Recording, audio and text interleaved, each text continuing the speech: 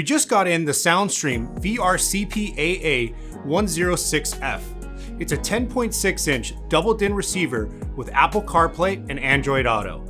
Did SoundStream build a new must-have alternative to the major brands such as Sony and Pioneer? Or is it a dud? Either way, the SoundStream VRCPAA-106F deserves a once-over and in my opinion should be considered, especially considering its under $400 price tag. We've reviewed several of the large screen Android and non-Android based large screen receivers from Sony, Power Acoustic, Desaita, and Teyes. Much like the Sony and Power Acoustic models, this unit does not have an Android operating system. It uses its own proprietary OS. Let's go over some of the details of this unit. First, obviously the massive 10.6 inch anti-glare display, which is not only vibrant and sharp, but also held up really well in sunlight. The screen is not full HD, but it does have a capacitive touchscreen for excellent touchscreen response. The screen resolution is 1024 by 600 pixels.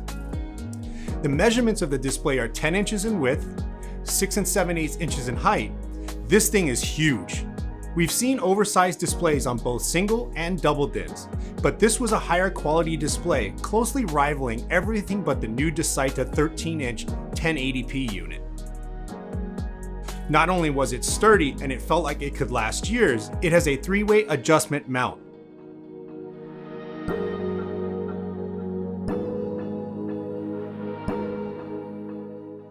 Meaning you can customize the height, adjust the horizontal and vertical tilt angle of the display. Some oversized displays feature a ball joint mount, but this is a much more sophisticated piece of hardware. This will ensure that the display is to your liking and is always at the exact angle you want. As soon as you start playing around with a ball joint display, it'll never be level or straight again. Adjusting the VRCPAA-106F's position is simple. No tools needed, but requires a gentle but firm touch. The display and chassis actually come separately, but connect with a ribbon cable input. Let's unbox the unit, power it up, and go over all its features and test its performance. Inside the box is an instruction manual, 1-year warranty card, remote control, main wiring harness, secondary wiring harness, USB extension, 10.6 inch screen, hardware, mounting brackets, and double DIN receiver. The rear connections include optional external microphone, wiring harness for power, ground, and speaker, 4-volt RCA preamp outputs for front, rear, and subwoofer, front camera input, dual video outputs, rear camera input, RCA audio video input, and radio antenna. The front connections include 3.5mm audio video input, micro SD card slot, USB port with 2.1 amp fast charge, and USB port for Apple Carplay and Android Auto. As you can tell, the unit does have a disc slot, so you can play those old Ja Rule CDs or watch DVD movies. There is one caveat to the disc slot. You will need to have the full range of vertical adjustment of the screen. The screen must be slid all the way down to insert the disc. This could potentially be an issue for some, despite the screen being removable. There is a warning message on the unit against using it as a security feature. The stereo is not compatible with wireless CarPlay or wireless Android Auto. A USB connection is required. The full boot time is pretty fast and the warm boot time is nearly instant.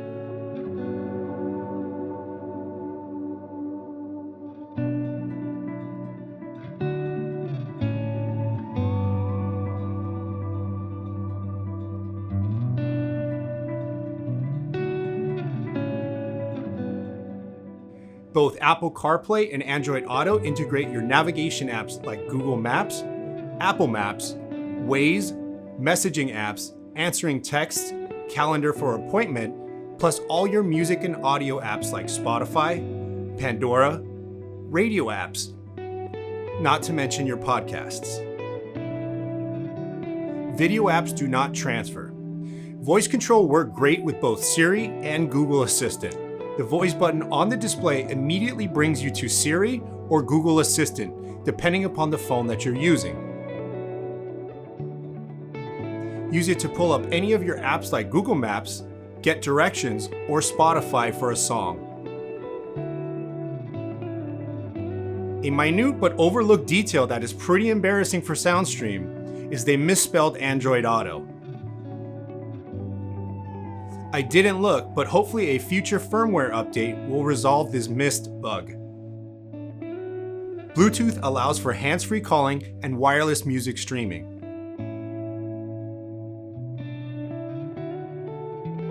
The USB will not allow music playback from a smartphone outside of CarPlay or Android Auto.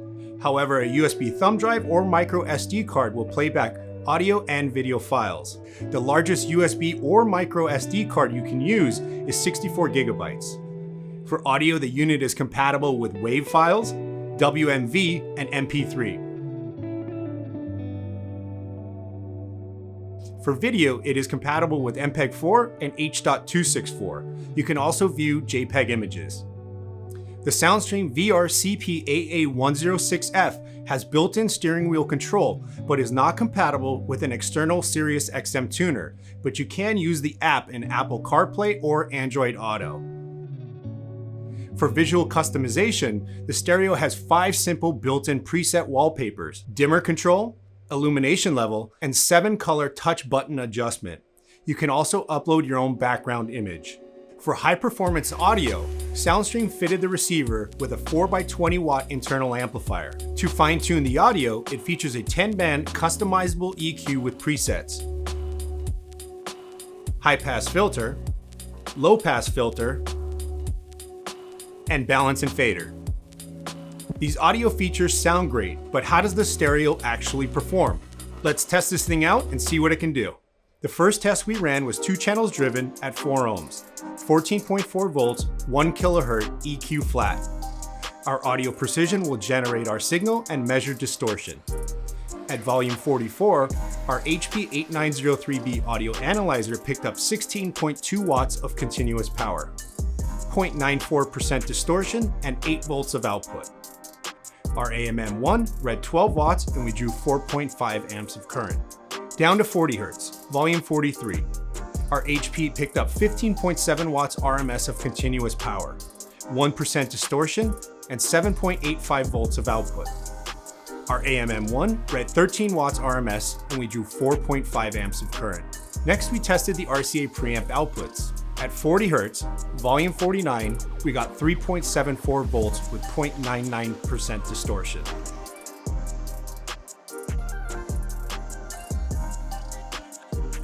At 1 kilohertz, volume 49, we got 4.48 volts of output with 1.01% distortion.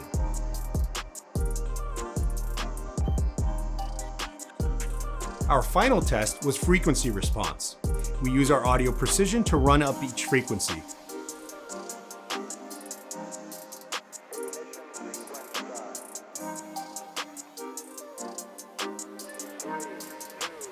So back to the original question that I opened the video with. Did SoundStream create a stereo that competes with the brand name units? Almost. Would I consider the stereo? Hell yeah. However, SoundStream could have really set the bar at this price range. Had they made a more modern operating system and no spelling errors, this would be a serious contender. The capacitive touchscreen is excellent, tons of inputs and outputs, fully adjustable screen, and audio performance that's on specification. This is seriously one good receiver for its price range. Be sure to go to Quality Mobile Video to get all of your car audio and video gear with us. Links in the bio. If you enjoyed this video, go ahead and click that like button. If you hated it, click the dislike button. Join the conversation below and subscribe to our channel if you're new. Thanks for watching.